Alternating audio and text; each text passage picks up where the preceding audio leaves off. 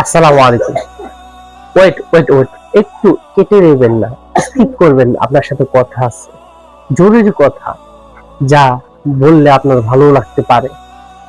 কথা হলো, আপনি যে আমার মোবাইল কেটে দিচ্ছেন, আপনি কি জানেন আপনাকে আমি কতটা ভালোবাসি? আপনাকে ভালোবাসি বিধায় আপনাকে আমি ভালো কথা বলি।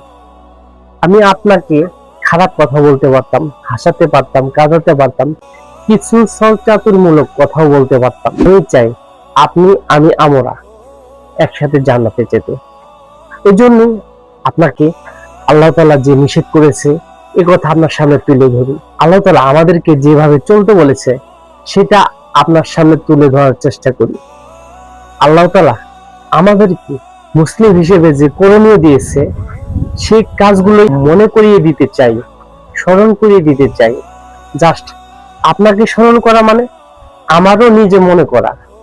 আমি যে আপনাকে বলছি সেটা যেন আমিও আপনার সাথে পালন করতে পারি, সে চেষ্টাই করছি।